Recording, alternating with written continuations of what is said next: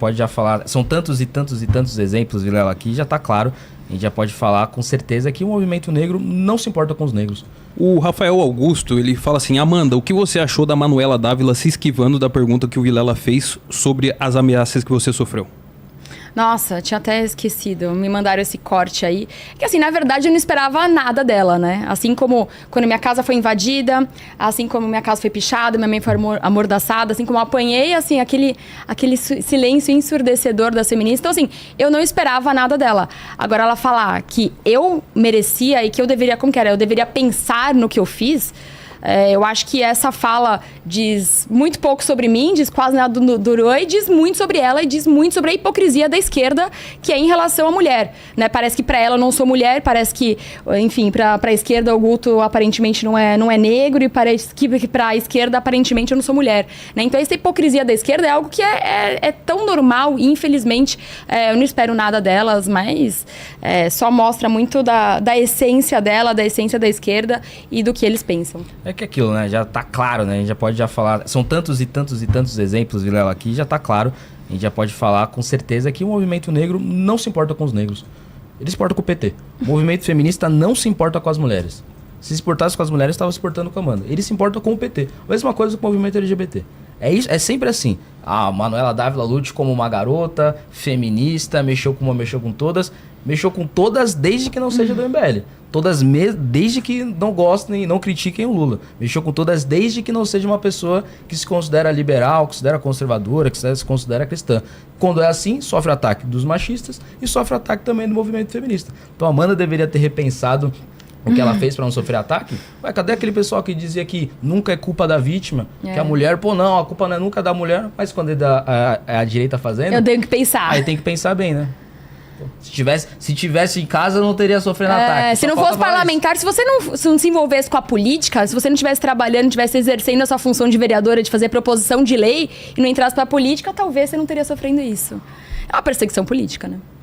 A Manuela Dávila, desculpa cortar, ela deu, quando acabou a eleição de 2024, né, a eleição que a Amanda saiu vencedora, e boa parte da esquerda, sobretudo os identitários, perderam, Maria do Rosário, Boulos, ela disse que acho que a esquerda brasileira não tá conseguindo passar a nossa visão para eles. Essa visão aqui, não vai conseguir nunca. A Miriam Arado, ela fala assim: PCC e Comando Vermelho formado pela esquerda, isso é crime. A esquerda teria formado quadrilhas? Interrogação. Quais são as provas que vocês têm sobre isso? Isso é amplamente noticiado, né? Que o nascimento do Comando Vermelho, ele é oriundo da Falange Vermelha, e isso vai começar justamente nos presídios cariocas, né? Isso é amplamente documentado, mas para essa galera nunca tem erro nenhum de esquerda, não tem terrorismo de esquerda, não tem Comando Vermelho, não tem apologia ao crime show, não tem nada. Nunca tem nada. Fala, Kratos. O Pericles, ele fala assim: esse projeto pode se expandir para festas particulares? Se a festa particular tiver dinheiro público, mas não terá porque é festa particular. É isso que eu falo do projeto, né? Todo mundo que critica é porque não leu. Porque quando tem até uma live de uma pessoa, enfim, que foi criticar e no meio do projeto ele, calma, mas se é assim é bom. Né? Então, eu convido todo mundo, e eu convidei, inclusive, até o Uruan pra falar. Eu convidei ele na Câmara, falei, pode vir aqui, me explica por que você acha que a gente deve patrocinar o seu show. Pode trazer o seu MC qualquer coisa, não tem problema. E ele respondeu como? Não respondeu e não aceitou meu convite. E eu proponho também, todo mundo leia o projeto e critique uma parte do projeto. É que esse tipo de pergunta é exatamente o tipo de pergunta que eu recebi. Assim, é tão bobo porque as pessoas não leem o projeto. Né? Se é uma festa particular não pode ter dinheiro público. Logo, não tem por que existir. Eu trouxe um livro aqui que conta essa história do Comando Vermelho. Comando Vermelho, a história secreta do crime organizado. O autor é o Carlos Amorim. Tem esse livro, tem vários outros livros, tem documentário. É algo que nem a esquerda brasileira nega, né? Sobre como a criação do Comando Vermelho é oriundo da Falange Vermelha e vem sobretudo dos guerrilheiros / terroristas que ficaram presos com esse pessoal. O Alex, ele fala assim: quais são os próximos projetos que vocês pretendem aprovar com relação ao combate ao crime? Meu projeto o principal é o Anti-Escola do Crime, que ele proíbe que membros faccionados, né, ligados a alguma facção criminosa, seja o PCC, que é a maior aqui em São Paulo, seja qualquer outro, esteja na mesma cela com um preso que não é faccionado. Ou seja, se tem uma cela que tem um membro do PCC, não pode ter na mesma cela membros de pessoas que não são de facção. Porque isso que a gente vai criar com esse mecanismo que acontece hoje em dia é a famosa escola do crime. O PCC basicamente tem ali um curso técnico de crime onde ele fica recrutando as pessoas dentro das cadeias, dentro dos presídios, para ter condições melhores, para ter uma cela melhor quando vai ter a sua visita íntima. A gente quer separar membros faccionados de membros não faccionados. Isso com certeza vai ser um ataque gigantesco no crime organizado, que não para de se expandir, e esse é um dos motivos disso acontecer. Tem vários outros projetos também sobre segurança pública, mas esse ano, o meu projeto que eu quero aprovar sobre segurança pública é esse. Já aprovei outros no passado também sobre outras temáticas. Cavaluz. Ó, vem da volta vida. Não, mas pro pessoal tá rolando lá. O que foi isso daí, O meu anti-Uruan e a CPI de invasão. Então, esse daí foi o Boladin, né? O Boladin é um criminoso, né, que tá preso. E ele tá preso porque ele quase matou a sua ex-companheira, namorada, não sei exatamente, menor de idade, de 16 anos. Então, ele quase matou uma pessoa, né, uma mulher, inclusive, e ele tá preso. E aí ele mandou uma cartinha muito fofa pro Uruan, e o Uruan tá fazendo apologia para que ele saia, tá, enfim, incentivando, falando, não, cara, você é legal, vem aqui fora, tal. E aí, enfim, o Boladinho é essa pessoa aí e mandou esse recadinho muito fofo pro Uruan, e o Uruan falou, não, vem aqui fora é nós e tal, enfim. E aí é engraçado, né, porque aí ninguém fala nada, porque o Uruan defendendo um criminoso que está preso por quase matar a ex-companheira de 16 anos, tá tudo certo. Isso daí é uma coisa que pode acontecer. É isso, liberdade de expressão do Uruan. MC Boladinho, hein? Esse daí você conhece? Esse não, esse é novidade pra mim. Tá Essa é novidade. Aí esse foi o bilhetinho que o Boladinho mandou do presídio pro Uruan, e o Uruan postou e falando assim, não, é nós, meu irmão. Ô, Kratos, manda uma pergunta que eu vou fazer um xixizão. Tem uma pergunta aqui do Jasper. Ele fala assim, vocês não acham que isso é uma tentativa desesperada de resolver o problema? Não deveriam focar em questões mais básicas da violência em vez de shows? Além disso, sendo um gênero musical de rebeldia, não poderia piorar? Eu acho que dá pra fazer mais coisa. Eu acho que isso é um nível até básico. Como o Guto colocou, isso não deveria nem precisar de um projeto de lei pra isso, porque isso já é uma lei federal.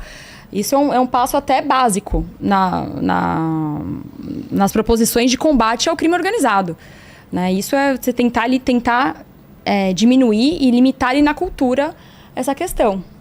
É aquilo, né? A gente tem vários projetos para a segurança pública, né? Evidentemente, mas tem as esferas, né? Bastante famoso, mas a gente tem vários outros projetos. Eu creio um batalhão, né? Tá construindo um batalhão no centro da cidade de São Paulo, no meio da Cracolândia, que custou 6 milhões de reais, colocando polícia militar dentro da Cracolândia. Destinei 13 milhões de reais para a segurança pública aqui de São Paulo, para colete, para fuzil, para arma, para viatura, para um monte de coisa. Tem vários projetos de lei sobre segurança pública.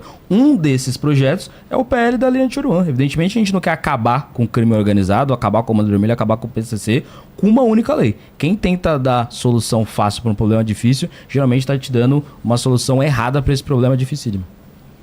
E tem as competências, né? Legal pontuar isso. Realmente, esfera penal é o Kim, é Brasília, né? O Guto ainda consegue bastante essa questão de segurança, porque a Polícia Militar, a PM, a segurança fica na competência do deputado. E na competência do vereador, eu fico aqui com a GCM, a gente tem várias propostas de fortalecimento da GCM, de armar ainda mais a GCM, de aumentar o número da GCM, de aumentar, inclusive, o recurso. A cidade de São Paulo investe 1% na sua segurança, né? Investe 1% na GCM, de aumentar essa porcentagem também que a cidade de São Paulo investe na guarda. Então, são várias ações. Essa foi uma delas dentro da minha competência. Perfeito. Fala. O Milton, ele está perguntando de que forma que será cobrada a multa pelo artista. Então, como eu disse, é uma multa de 100% do cachê. Então, se ele violar esse contrato, ele tem que pagar 100% do que ele recebeu para a prefeitura. Devolver o cachê. Só que aí com prejuízo, né? Porque ele já investiu ali um pouco nos músicos, enfim. Então é para que tenha esse prejuízo. Sei que é fora do assunto, mas vocês já devem estar esperando que tá todo mundo querendo saber a mudança de opinião em relação ao fundão eleitoral. Então acho que é essa hora, né? Tem um monte de gente enchendo o saco aqui. Muita gente. No chat. Bastante. Você acha que não? E aí, fundão eleitoral? Vamos tirar esse elefante da sala aí. Vamos tirar esse elefante da sala. Se não tivesse o fundão, talvez eu não estaria aqui para conseguir propor uma lei tão boa quanto essa, né? Fui candidata em 2020 sem fundão, 2022 sem fundão. O Guto conseguiu, eu não consegui. Faltou muito pouco, fiquei como primeira suplente de deputado estadual. Podia estar lá ajudando o Guto já há 2 anos. Faltou uma coisinha, faltou um pouquinho. E talvez esse pouquinho é recurso, porque para além de não receber, eu passei metade da outra campanha pedindo dinheiro. Então, eu falava que o meu Instagram parecia uma vaquinha, né? Porque se eu viesse aqui, eu ia ficar pedindo vaquinha pra você, não pode me doar. Então, assim, ao invés de eu estar pedindo voto, de estar apresentando as minhas propostas, mas eu ia tentar, porque eu tentava em todo eu tentava um recurso com todo mundo. Então, enfim, a gente desprendia na campanha muito para isso. E no final das contas, as pessoas tinham que pagar 2 vezes, porque o fundo, ela já paga o fundo, né? A gente já paga o fundo dos nossos impostos. Então, é um dinheiro que já está lá. E esse dinheiro, é importante me pontuar isso, não é que ele volta para a segurança. Fala, olha, eu teria direito aqui o fundo, eu não quero o meu fundo, eu quero que use para a segurança, para a educação. Não. Esse fundo, ele vai para uma outra pessoa do mesmo partido.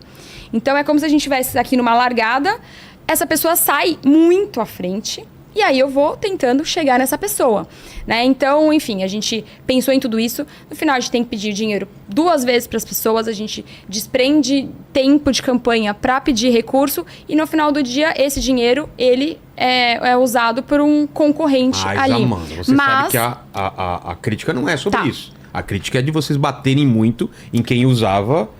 Então, mas assim, a gente ainda concorda que é um absurdo que o Brasil paga de fundo. Isso assim, que é unânime. Quanto? 5 bi? Quase 6 bilhões. Quase 6 bilhões de reais a gente usa para fundo. É muita grana. E segue, né? E segue, enfim, provavelmente na próxima campanha será mais, enfim. Então é um valor, a gente defende que esse valor, ele é um absurdo, não tem como a gente gastar 6 bilhões, sendo que a gente não tem saneamento, a gente não tem segurança, a gente não tem uma série de fatores nesse país. Só que pra gente chegar lá, pra conseguir diminuir isso, a gente precisa de mais parlamentares também que pensem assim.